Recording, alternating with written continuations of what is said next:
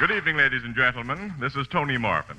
Every week at this time, the Anchor Hocking Glass Corporation of Lancaster, Ohio, and its more than 10,000 employees bring you another adventure of Casey, crime photographer, ace cameraman who covers the crime news of a great city. Written by Alonzo Dean Cole. Our adventure for tonight, Acquitted.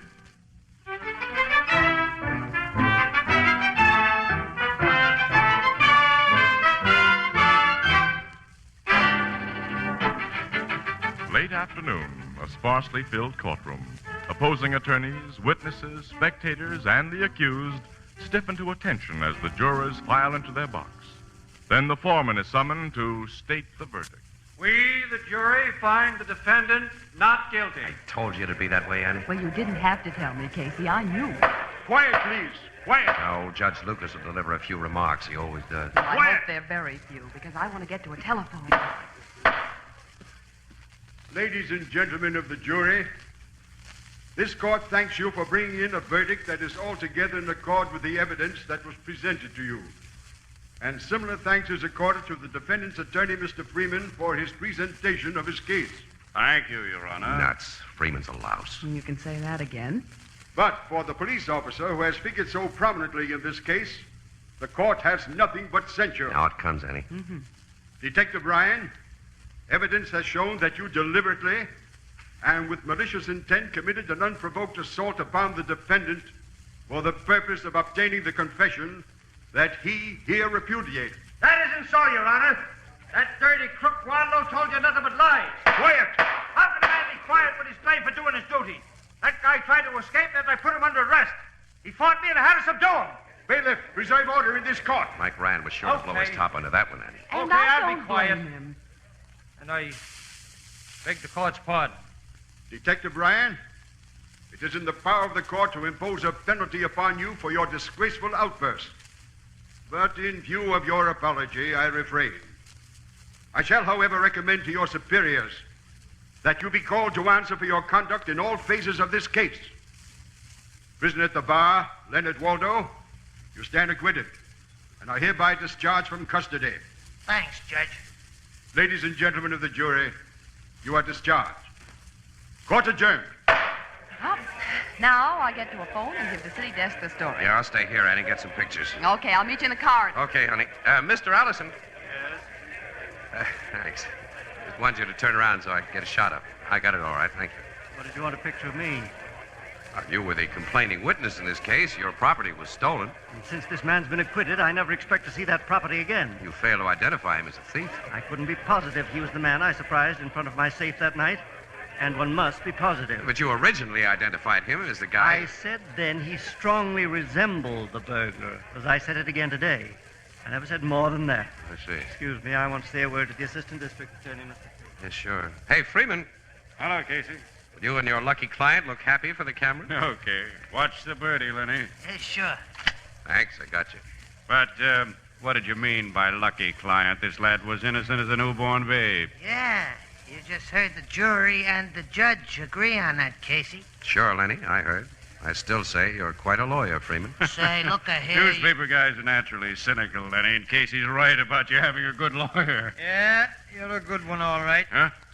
Oh, Officer Ryan. Yeah. Hello, Mike. Hello, Casey. I hope there's no hard feelings, Mike. You know there's nothing personal. What I did to you on the witness stand, that was all part of the game. Sure. You lawyers can make an honest witness look like a fool and a liar. Take it easy, Mike. I am taking it easy, Casey. I'm not going to blow my top again. I'm just telling this slick mouthpiece I think he's a crooked louse. Look here, Shut up, Ryan. Freeman. As for you, Waldo, you know I didn't beat you up to get a confession out of you. You started to play rough and I took care of you. I should let you have it right now, but, well, I won't. That's all. So long, Casey. So long, Mike. You gonna let him get away with that, Freeman? No. Hey, Ryan. Say, you two guys aren't Keep gonna... out of this, Casey. Hey, Flatfoot. What? We're gonna tell you a few things, copper. Oh, Yes, yeah? Freeman, you're supposed to have some brains. Big Mike Ryan is dynamite when he gets started. Ryan, my client and I were going to let you off easy. But since you've decided to be nasty, we'll see that you face not only departmental charges for manhandling a prisoner, we'll slap a civil suit on you for damages resulting from assault and battery. You're not going to do that, Freeman. That's what you think, you big ape. No dirty thief like you calls me that. Mike. Let go of me, Casey. I'm going to run him. I'll kill him. Hey, Allison, help me hold this choppy just stop. We've got him. Hold it, Mike, hold it, will you? These birds were only trying to make you lose your head. Don't play into their hands. Okay, take your hands off me. I promise not to sock them. What's going on here? Huh? Oh, hello, Sergeant. Nothing's going on, nothing at all. Casey's made a slight understatement, Sergeant. Officer Ryan just tried to attack my client and me. It was a deliberately provoked attack, Sergeant. I was leaving the room holding my temper, Sergeant, when these two came... Okay, Mike, I'll make no report on it to add to your other troubles. Other troubles? Yeah. Commissioner sent me here for you. You're to report at his office right away. Oh, well, that means... Judge Lucas just talked to him over the phone. You can guess what it means. I'm sorry, Ryan. Yeah. Oh, okay, Sarge. Let's go. So long, ex-copper. You're going to miss that badge of yours. Listen, Waldo and Freeman. I'm going to get you two for this. Just remember that. Gentlemen, you're witnesses to that man's threats. Yeah, Freeman. And Mike Ryan's not the only one who'd like to take a poke at you two.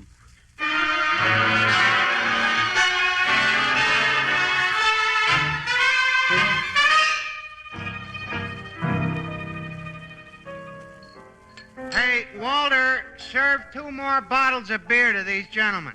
And bring up some more lemons. Well, this is the lemon season again. Now to get back to what you and Casey was relating to me, Miss Williams.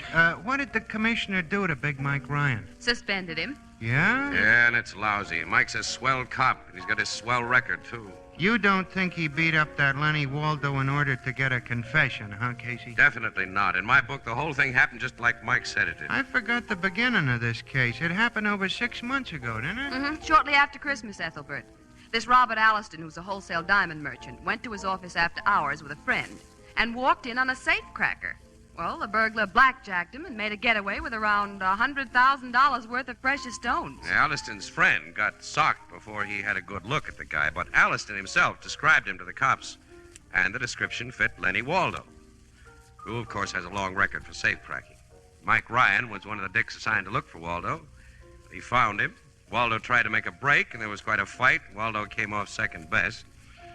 When Waldo yelled uncle, he spotted a confession along with it. Oh, which he later affirmed in writing. Yeah, but before the trial, Dan Freeman, his lawyer, smuggled a camera into the jail and got some pictures of Waldo's bruises, showed the pictures in court, and then Waldo repudiated his confession, saying that he'd been beaten into it by Officer Ryan. Well, Alliston, who was the only person who could definitely place Waldo at the scene of the burglary, wouldn't make a positive identification. He's one of those ultra-careful people. Anyway, the whole case against Waldo blew up when Freeman got Mike Ryan's goat during cross-examination. And Ryan looked like the criminal instead of Waldo. And as there was no direct evidence, none of the stolen gems had been found in the man's possession. Now the insurance companies are holding the bag. And if they try to renege, it won't hurt Alliston much. He inherited a couple of million about a month after the robbery. He did? Yeah. A rich uncle of his died. Gee, I've always wished for a rich uncle in bad health. So have we all. Well, now the only one with any trouble on his hands is poor Mike Ryan, huh? Casey, Freeman and Waldo threatened to press charges against Ryan and to institute civil action for damages. Oh, that was just bluff, Eddie. Well, they were pretty sore at him from what you've told me.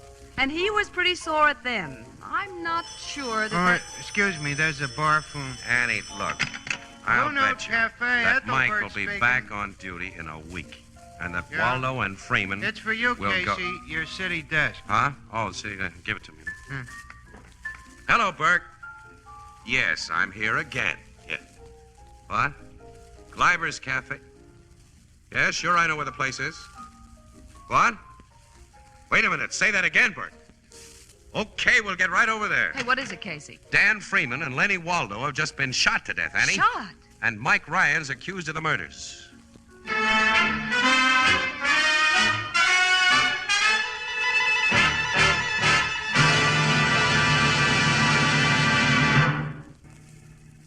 Casey, it isn't pleasant for me to tag another cop for murder, but now this job spells Mike Ryan all the way. What have we got on him, Logan? Yeah, tell us what happened, Captain. Well, Gleiber's Cafe here was a regular hangout for Freeman, Miss Williams. After he won a case, he usually brought his client here for a celebration. Yeah, I know that. So did Ryan know it, Casey. It was a cinch he'd find Freeman and Waldo together here tonight at Freeman's regular table, which is in line with that window there. You mean the two men were shot from that window? Yeah. Opens in a dark alley. Ryan took 2 quick shots apiece at Freeman and Waldo, scored clean hits, and then made his getaway through the alley. Did anyone see Ryan do the shooting? No, but he left convincing proof that he was the killer. Proof? Look at this, Gold fountain pen. with his name engraved on it. Inspector Mulcahy gave it to Ryan a couple of years ago for being a top-notch cop. Where did you find it, Logan? In the alley, a few yards from that window, where it had fallen from Ryan's pocket. Someone may have lifted the thing from Mike and planted it there, you know. I'd like to believe that, Casey, but well, Ryan was seen in this neighborhood tonight. He was. Only a few blocks from here, Miss Williams. That guy lives on the other side of town, and he was under suspension, so no duty could have brought him here. Well, it's hard to picture Mike sneaking through a dark alley like a rat and shooting 2 guys in cold blood. He was awful sore, Casey, and he has a rotten temper. Well, it's an open, quick temper. It gets red hot in a few seconds and cools off almost as fast. Look, you or I or nobody knows how fast a temper cools off. Your guys found him yet? No, but they'll be bringing him in pretty soon. I'm going back to headquarters and wait till they do. You mind if I stick along with you? Come on. Thanks. Annie, take these exposed films back to the office for me, will you, honey? Mm-hmm. Yes, Casey. I'll meet you there later. Now I want to hear what Mike Ryan has to say.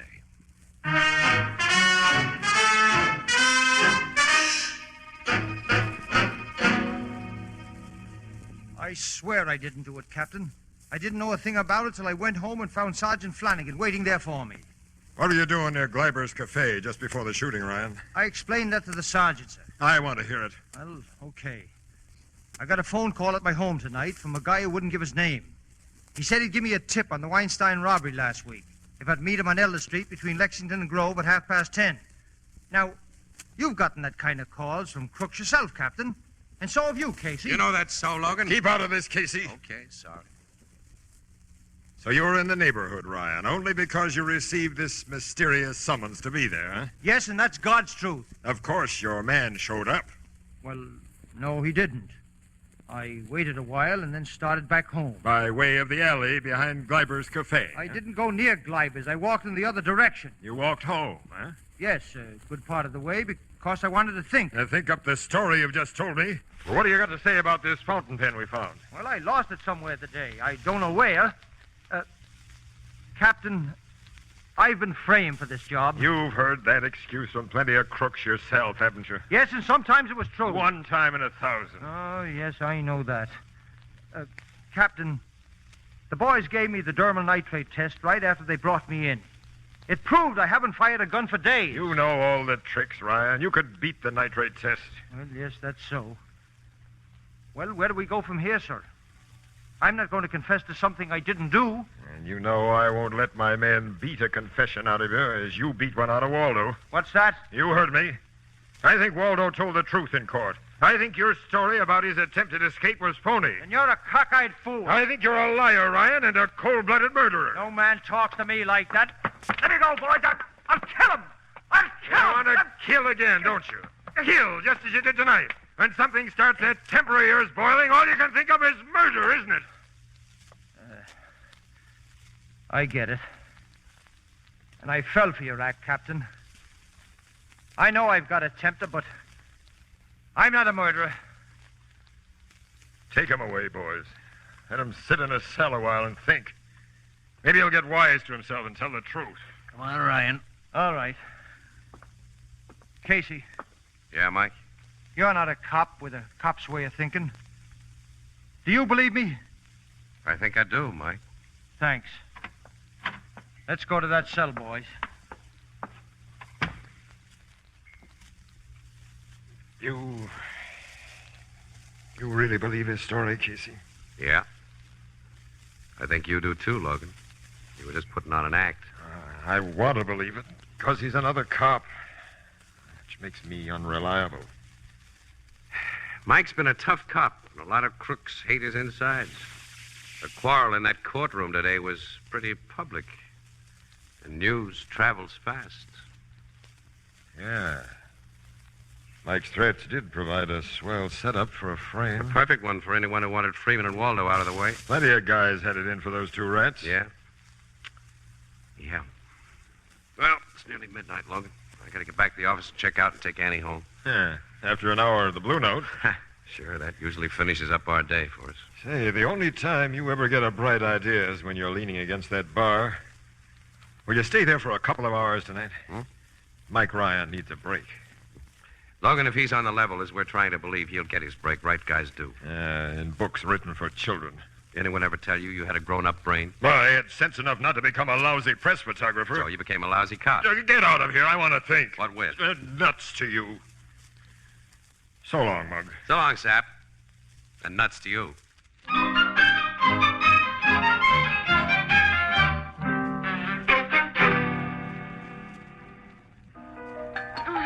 If we could only figure out who stole Ryan's fountain pen, Casey. Yeah, sure. That's the key to the whole thing, Annie. If the guy's been framed. But some dip might have let it slip out of his pocket. He may have lost it on the street. Somebody picked it up. Yeah. As soon as you get that ice chop, Joe, go down in the cellar and bring up some more club soda. You hear me, Joe? Okay, Ethelbert. Oh, gee, I'm tired, Casey. I just had to mix up highballs for a party of 8. Party of 8 is a pretty young person to be drinking highballs. Huh? Nothing. Oh. Oh, I get it. It's not bad. Not bad at all. It was terrible. Not that Was bad, it? Annie. No. Yeah, I guess you're right, Miss Williams. You two still puzzling over that murder? I'm getting nowhere, Ethelbert. Say, ever since you come in, I meant to tell you and forgot. I heard something funny tonight about them guys who was killed. What? I got talking here at the bar with a young fella I know. He's studying to be a lawyer. Bunny Shell, his name is. And he said he sat in on Waldo's trial for a while today, to kind of pick up pointers. So? Well, so he said he was very much surprised that Dan Freeman didn't tell the jury about Waldo's alibi. Well, he would have if the rat had an alibi. This young fella said he had a dandy. Oh, now, how did he know? Well, he'd seen Waldo a lot of times at a bowling alley where he goes to, and he knows Waldo was there at the time he was supposed to be robbing that safe, because Waldo picked a fight with him. Almost. Hey, wait a minute. He can't be sure. Sure he's sure. Well, okay, a good alibi would have gotten Waldo out of jail right after he got in. The guy Ethelbert talked to is nuts, Annie. No, he ain't, He's always talking to Casey. nuts. No, he's a nice fella. Smart, too. He said he got so curious about why no alibi was mentioned at the trial, he went up to the bowling alley and checked. Guys who worked there told him Dan Freeman had come around there after Waldo was arrested and got him to sign papers about him being there at such and such a time. But they didn't hear from him again. Did he tell you what bowling alley it was? Yeah, the Acme on 11th Street. Acme, all right. Annie, come on. We're going to do some checking there. Why? It may be Ryan's break. Oh, I don't get it. Annie, if this story's true, the whole thing is simple. I'll know who really killed those two guys tonight and why.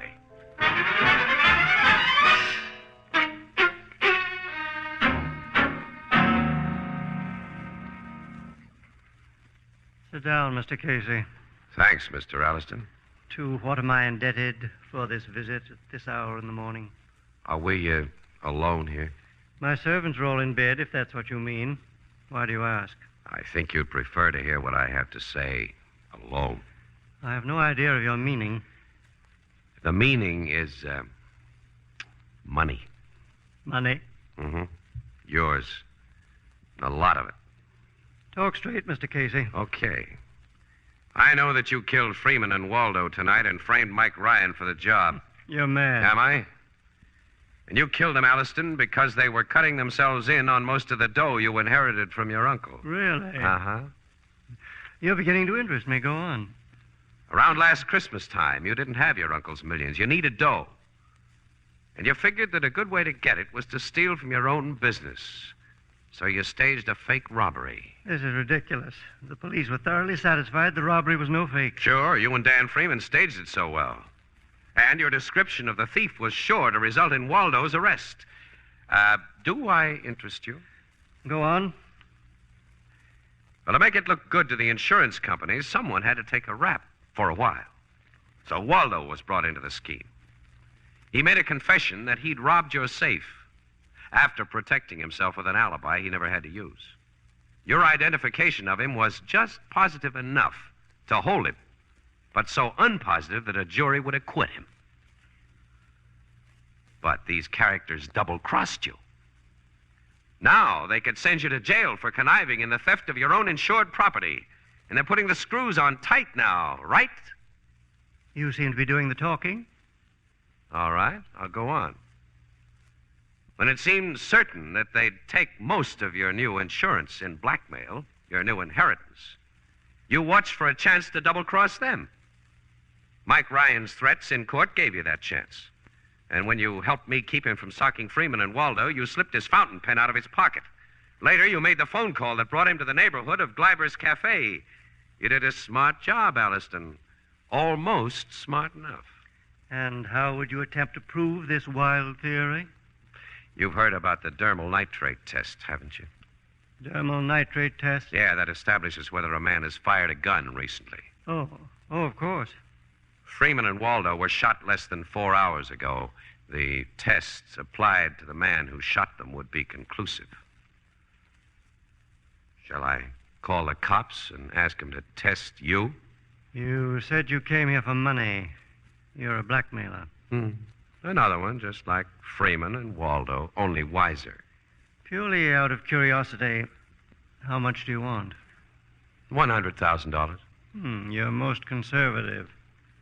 Which will it be? The money or the cops? Neither. Oh. Why that gun? You're no smarter than Freeman and Waldo Casey.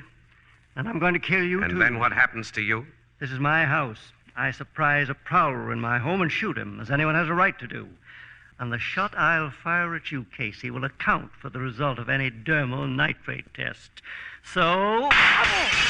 Nice shooting, Logan. You knocked the gun right out of his hand. Oh, gee, you waited so long, Captain. I was afraid that Casey... This guy would only have shot Casey if I hadn't got him first, Miss Williams. My pal, Annie. You were outside this window all the time, Captain? Uh-huh. There, Alliston. I put the bracelets on you nice and easy. There isn't a bruise on you or a bump. I'm going to take a picture of him, Logan. Yeah, that does it. Now no shyster lawyer will convince a jury that Alliston's confession before witnesses was gotten by way of anything but simple kindness.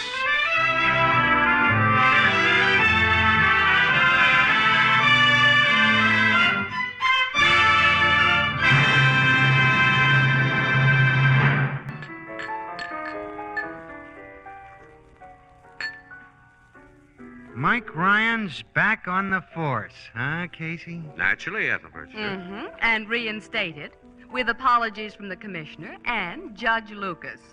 There's a couple of things I still don't understand. Why did me telling you about Waldo's alibi give you the big idea that... Ethelbert, when a crook gets into a jam, the first thing he pulls is an alibi. If he has one, that is. Well, Waldo had one, yet neither he nor his lawyer ever even mentioned it. No, there had to be a reason. Sure. The only reason must be that he wanted to be thought guilty of that robbery. Oh, which was covered by insurance. So they were trying to fool the insurance companies. That's right. And they'd have no point in doing that unless the insured person, Alliston, was in on the deal. And then, knowing Alliston had inherited big dough, it was a cinch to figure the blackmail angle. Oh, sure, the whole thing was perfectly simple. Yeah? Simplicity itself. Casey, there's a couple of things I still don't understand. Would you mind explaining that again? Come on, Annie. This is where we came in. Good night, Ethelbert. Good night. Huh?